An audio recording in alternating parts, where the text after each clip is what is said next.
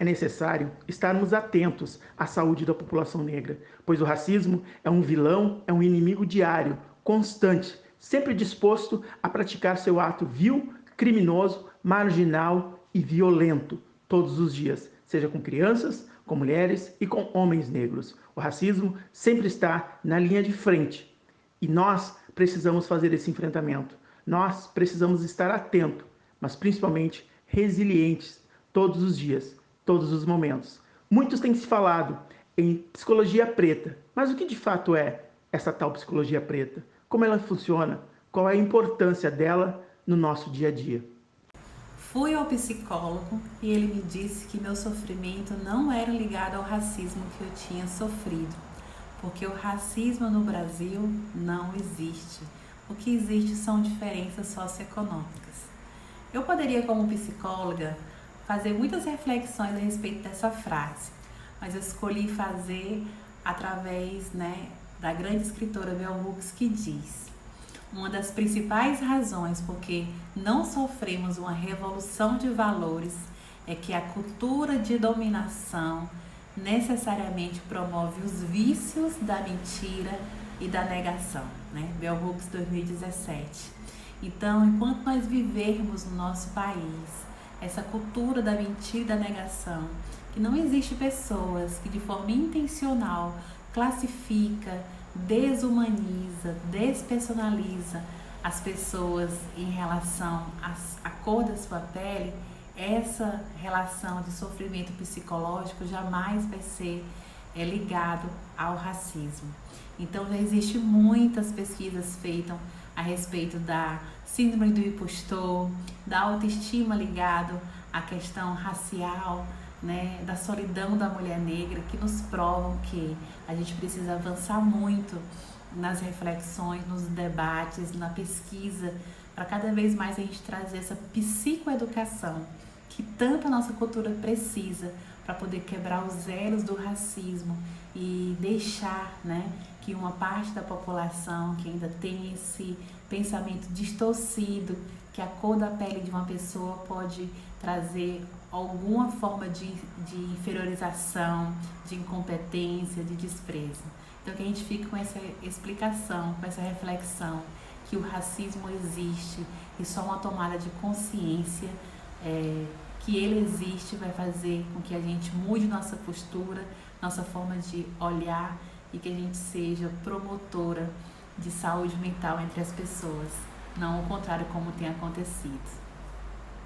Uma psicologia preta é muito importante porque a psicologia que nós temos, a clássica, que vem a partir de Freud, ela é uma psicologia que foi feita por brancos para brancos. E essa psicologia ela não dá conta das subjetividades pretas, porque em nenhum momento foi pensada a partir desses corpos. Então a psicologia preta ela vem para cuidar da saúde mental da população preta a partir dos nossos atravessamentos, levando em consideração uma sociedade racista que produz grandes atravessamentos nos corpos pretos, nos nossos corpos. Então essa psicologia vem trazer os saberes dos nossos ancestrais e ali, a partir do set clínico, da saúde mental, fazer com esse encontro seja muito potente, esse encontro entre pretos ele seja potente e produza saúde mental a partir daí, onde essa pessoa que for ser atendida, ele seja validado, se sinta validado, sinta que aquilo que ele está trazendo, quando ele pontua questões raciais, ele se sinta acolhido. Eu sugiro para algumas pessoas que não conheçam, procurar, dar um Google e procurar Meu Psicólogo Disse que Racismo Não Existe, que traz relatos de algumas pessoas que foram procurar esse lugar de saúde mental e não foram validadas, foram questionadas quando trazem a questão do racismo.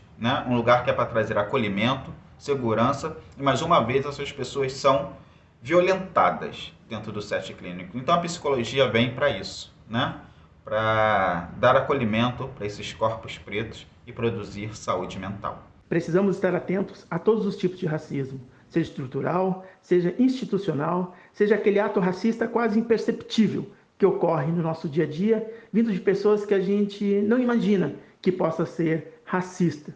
Mas o nosso olhar antirracista precisa estar atento para que a dor não seja maior, para que o sofrimento não seja mais doloroso, para que nós possamos ter empatia com a dor do outro, com o sofrimento do outro e sermos resilientes com nós mesmos e contribuir para que o outro seja resiliente também, pois essa dor é uma dor coletiva. O racismo é um crime coletivo, por mais que seja minimizado em injúria racial. Por isso, a psicologia preta tem seu papel de pôr em prática a filosofia Ubuntu. Eu sou porque somos, e é assim que precisamos ser. E a gente tem ouvido falar bastante ultimamente sobre racismo estrutural. O racismo já está bem consolidado nos estudos contemporâneos, tem um efeito negativo muito importante na nossa sociedade. E esse efeito afeta negativamente pessoas negras e não negras. Mas como é que isso se dá? O racismo estrutural funciona através de um modo de pensar que é privilegiado, e esse modo de pensar nos diz que só aquilo que é belo, aceitável, decente, correto, valoroso, rico, bonito, é a cultura, os modos, os traços, as cores e as ideias da raça dominante. Então nós crescemos em uma sociedade racista acreditando que certas coisas são belas, boas e aceitáveis e outras coisas, em vez disso, são negativas, imorais, não aceitáveis. Mas qual é o efeito negativo disso? Principalmente se tratando da situação atual, da pandemia e de uma crise global, certas práticas que são extremamente frutíferas e valiosas e valorosas para a nossa saúde mental são consideradas de um modo negativo pela cultura dominante. Então a gente fica privado, a gente evita o desenvolvimento de tecnologias e práticas de cuidado em saúde mental em outras áreas que são originadas de culturas que são consideradas inferiores pela raça dominante. Esse é um dos efeitos mais devastantes do racismo para a nossa saúde mental. Nós não podemos confiar naquilo que os nossos avós faziam, naquilo que as nossas culturas ancestrais faziam antes da imposição colonizadora da cultura dominante. E dentro dessas práticas ancestrais, tradicionais, não dominantes, estão valiosas respostas para as nossas crises atuais.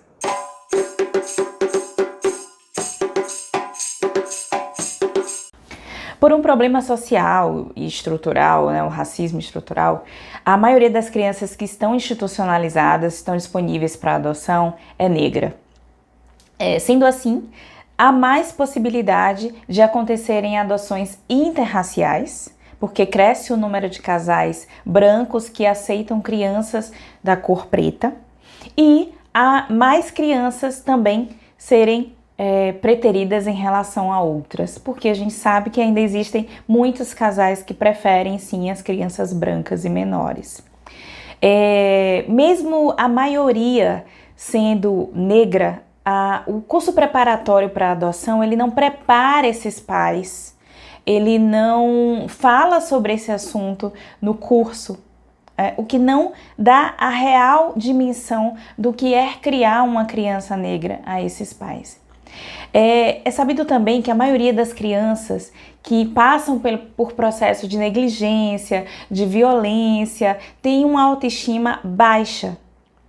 E que com uma família em que ela não se identifica, fica muito mais difícil dela recuperar aí essa autoestima, principalmente se esses pais eles não entendem do que é o racismo, como ele opera e como funciona, como ele é sentido por uma criança. Então daí a importância grande de um psicólogo negro que tenha um olhar antirracista e que tenha um olhar também para a adoção, porque vai ajudar esses pais a conduzir a vinculação com essa criança, a fortalecer essa autoestima.